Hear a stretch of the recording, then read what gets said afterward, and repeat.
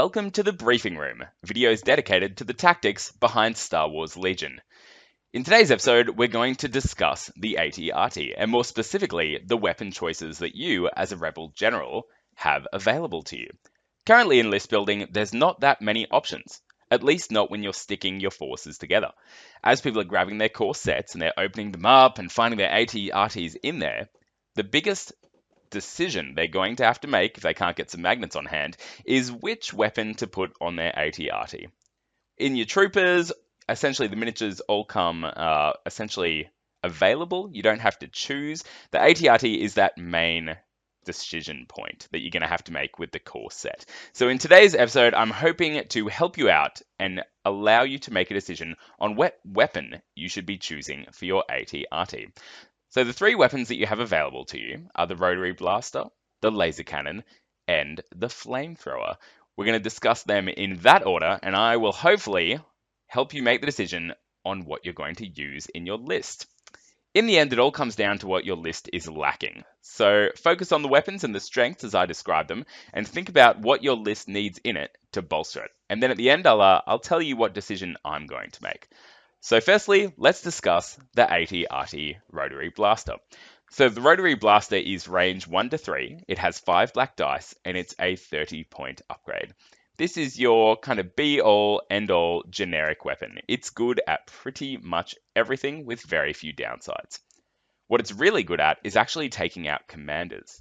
With 5 black dice, the ability to put on as many hits as possible in that one attack action is key to putting units like Luke and Vader, well, they're getting their free dodge tokens to finally getting some hits through and putting hits on that get around those damn dodge tokens, and also getting past any cover they happen to be in at the time as well.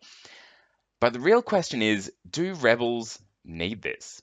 Essentially, I think Luke does a much better job of hunting down enemy commanders, especially because you're going to be facing Vader a lot of the time, because Rebels and Imperials, they just happen to face off against each other. It's pretty convenient. But Luke does a great job of getting Vader in combat and using his 2 or 3 actions in a row with his command card, I think it's Son of Skywalker, to cut him down before Vader gets a chance to retaliate. So I don't really see the need within the Rebel force to use Rotary Blasters to take out commanders, because Luke does such a better job. What the Rotary Blaster also does is absolutely mutilate speeder bikes. That amount of hits, 5 black dice, is a lot of hits. There is with the surge to crit on AT-RTs, you've got essentially a 5 out of 8 chance of putting some damage onto a speeder bike. 2 out of 8 being those crits. So look, taking out speeder bikes is great, but once again, do the Rebels really need help doing this? Troop units with Z6s do a great job of putting a bunch of hits on speeder bikes, and in the end, just a bunch of regular hits is going to start softening them up. And once you've taken one speeder bike out of a unit, that unit starts to become pretty ineffective. Now, against vehicles, the Rotary Blaster starts to not be as fantastic. Yes, you have a 2 out of 8 chance to get a crit, but really what you're doing is rolling those 5 dice and just hoping you're going to roll well. I'm not fantastic at statistics, but from what I could garner, you're rolling just over 1 crit on average without an aim with the Rotary Blaster. It's not that great. 1 crit out of 5 dice. I think it's 1.25 actually, but I mean, round that down. And we can't assume that you're going to get that aim token either, because the shorter range of 1 to 3 means if you're engaging vehicles, especially Imperial vehicles, which tend to have a bit of a weapon range overmatch, which we'll discuss a little later, you're going to have to assume that you're going to be moving to engage them. So you probably won't get that aim token off. So the Rotary Blaster is not actually fantastic against vehicles. As I said, what it is that generic weapon that will always be useful for pretty much every single turn of the game against pretty much all targets. And that certainly shouldn't be underestimated. The other 2 weapons we're about to look at are very specialized and very niche. So the Rotary Blaster definitely has a place in a list, but it's certainly not designed to be excellent at anything the Rebels really need help with in the current meta. Right, next up we have the AT-RT Laser Cannon. Currently, the Imperials have significant range advantage with weapons like the DLT-19, they've got the HH-12 rocket launcher, the AT-ST's twin blaster cannon, and the AT-ST mortar launcher, all having range 4. That's huge. That's pretty much most of the weapons they're going to be bringing in their Wave 1. And all the Rebels have is the AT-RT laser cannon. This is the thing that's going to save you at range 4 and in the first turn of the game. So essentially the laser cannon, let's read out the stats. It is range 2 to 4, so that is you cannot shoot units within range 2. It has 2 black dice, 1 red dice, pretty nice. It has impact 3. So the only other weapons in the game at the moment that have impact 3 are the T-47 Airspeeder main armament. I can't think of the name. It's probably twin cannon of some description, but that's got impact 3. The AT-ST Twin Blaster Cannon has impact 3, and Vader's lightsaber has impact 3. But all of those things cost a whole lot of points. What this has is impact 3 on a platform that is only going to cost you 90 points. That's really significant, and we'll get to that in a minute. It has fixed front, pretty standard, and it costs 35 points. So back on to impact 3, because this is where this weapon really comes into it. So essentially, it turns your combined with the ability to turn your surge into crits. Your weapon becomes really effective against vehicles, obviously, right? Makes sense. Compared to the Airspeeder, which is your other impact 3 weapon within the Rebels, it's essentially you're costing just over half as much for this vehicle as you are with the Airspeeder, and you're getting kind of the same kind of hits on, or at least crits against opponents' vehicles. So having the 2 black dice and the red dice creates a whole bunch of efficiency when matched with that impact 3. You'll generate just over 2 crits on average, and hopefully 3 if you manage to actually get an aim token off.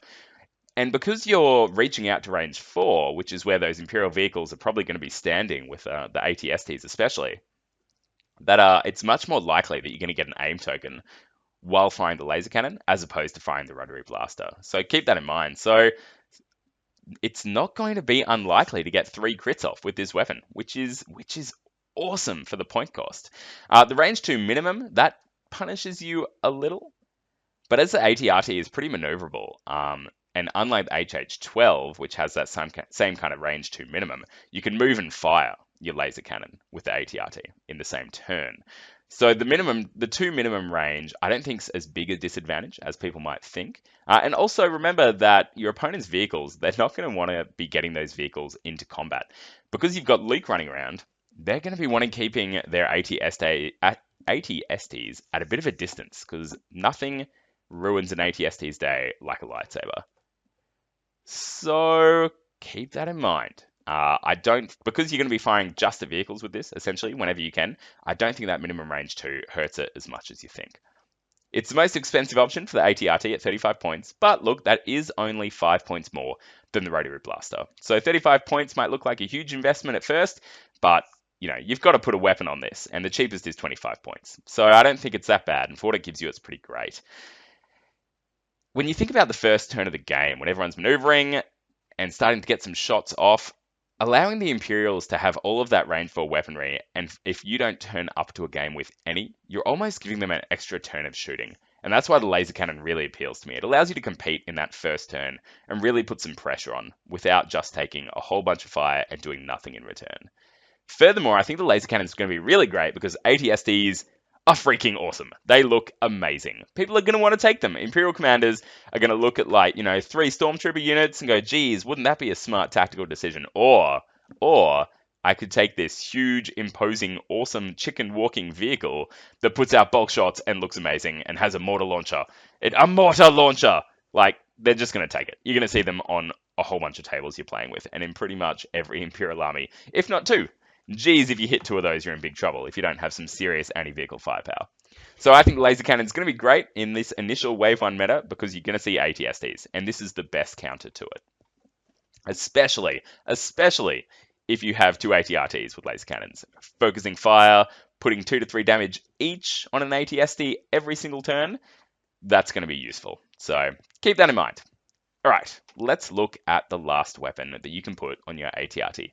And this is actually my favorite. I know I talked the laser cannon up a lot, but who doesn't love a giant flamethrower?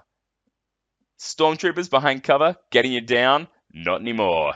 You got flamethrowers. Have you decided the game might actually be less about AT-STs stomping around and looking cool, and more about trooper units capturing objectives? I know it's disappointing, but that's what it's going to come down to. And the flamethrower is what is going to help you burn those units out of cover and away from those objectives. So essentially, we are looking at range 1. I know, super short, but fire only goes so far. It has 2 black dice, but what it has is blast, so it ignores cover. So important. I think people are super underestimating the importance of blast. I haven't seen in any of the barrel reports I've watched a concussion grenade upgrade, and I think that's nuts because that's got blast, and blast is going to be awesome. It is fixed front, like all the AT-RT's weapons. It is 25 points, and here we go. It has the keyword spray. And that reads, add this weapon's dice to the attack pool 1 time for each mini in the defending unit to which line of sight is not blocked. So your average Stormtrooper unit is going to have at least 5 Stormtroopers in it because they're sure as hell going to want to take that heavy weapon. So you are now talking about 10 black dice. 10 black dice. That is a whole bunch of wounds, all of which are ignoring cover. Don't forget that. That's a whole lot of wounds onto a Stormtrooper unit. That's gonna almost wipe a Stormtrooper unit out, if not wipe that out. Just one a turn. Just boom. Stormtrooper unit gone. Boom! Stormtrooper unit gone over there. But, it is range 1. It is range 1. And people are looking at this, and I think they're avoiding it because of that range 1. They just don't think they're actually going to get to use it. But I don't think range 1 is as short as we all think it is on a 6x3 table. You're starting pretty close to each other in, figuratively speaking. And because the AT-RT has a speed 2 move, and the base on that thing is so obnoxiously big, I think you've actually got quite a threat range with only range 1. So I think you are going to get to use this. Don't forget too, your opponent's troopers are going to want to come forward because they're going to have to capture objectives, and objectives always require your opponent to move forward into the battlefield. So I think it's going to come into play. I think you are super going to be able to use your AT-RT Flamethrower probably by the second turn. And whenever you get to roll 10 black dice, maybe that means you have to buy 2 dice expansions, maybe 3. 3 dice expansions, I think, plus the core set to be able to roll 10 black dice. That's demoralizing. But the second you get to roll 10 black dice at once, it's going to feel really good and just taking a squad a turn off the battlefield. Cover is such a huge part of Legion. Well, at least if you're playing on tables that have the correct amount. Obviously, the barricades come in the core set, so we're going to see them everywhere. And they provide heavy cover from just having a few miniatures behind it. If you've tried to sit some Rebel troopers on one side of the battlefield and plink away at some Stormtroopers on the other side of the battlefield, if they're holding an objective, maybe they're throwing down a dodge token a turn just to hold on to that objective, they're hiding behind heavy cover, you are really going to struggle to kill that unit. Sure, you might keep it suppressed. Sure, you might do, 1 wound to it each turn, take off 1 Stormtrooper, but you've only got 6 turns. So if that Stormtrooper's got 5 minis in it, you're just not going to wipe it out before it scores some significant points with those objectives. The Flamethrower, on the other hand, ignores all of this cover and just burns them. Burns them all. So I think that's really important. It also gets around the cover 1 of the speeder bikes. I know you're only doing, 4 black dice against speeder bikes, but it's pretty much the same as the rotary cannon when you take the blast into consideration. So keep that in mind. So cover is oppressive. Flamethrower gets around it. The Surge. So the Surge on the AT-RT, you're paying for it. It goes to crit. It's awesome. Pretty much wasted on this weapon. Such is life. Against commanders, this weapon, almost useless. Keep that in mind. But if we know the opponent is always going to have at least 3 trooper units, and they are vital to their victory condition, this thing's going to do serious work. And don't forget, we'll eventually start seeing expensive Special Forces units start hitting the table, and this weapon's only going to get better. So that's my thoughts on the Flamethrower. I think it's great. I think people are underestimating it, and I think it's going to do a lot to shut down your opponent's ability to capture objectives and to score vital victory points. So what am I planning on taking? I think currently that the AT-RT is the best unit in the Rebel Force, if not the entirety of Wave 1. It's resilient with 6 health. It's maneuverable at move 2. It's got armor, obviously, so troops are going to do not that much against it. It's got a pretty small profile, so it's actually going to be able to hide behind buildings, unlike the AT-ST. Its weapons are just wonderful. Personally, I prefer to have specialist weapons that, when wielded correctly, provide a superior result. And that's what I'm looking to put on my AT-RTs. So I'm going to run 2 AT-RTs with laser cannons and 1 AT-RT with a Flamethrower in probably pretty much all of my Rebel lists. That's my plan. It means I'm going to have to make sure my deployment's on point to make sure these ATRTs are where they need to be. I'm going to have to make sure Vader is nowhere near them. But look, he's super slow. I think I can run away from him. But we'll wait and see. We'll see the results in future battle reports, but that's my plan. And that is my recommendation. So if you're looking at the weapons for your ATRTs and you can't decide, hopefully this has helped you out. Hopefully you chuck some laser cannons on there. You take the risk. You try out a flamethrower. Just try it out. Just one battle. Try out that flamethrower. See how much you like it. So, thank you very much for watching. This has been the briefing room about ATRT weapons. Hopefully you've learned something, and until next time, may the Force be with you. This video was sponsored by Gatekeeper Games, your key to gaming unplugged, a tabletop store offering a friendly atmosphere for people to buy and play their games in the north of Fitzroy.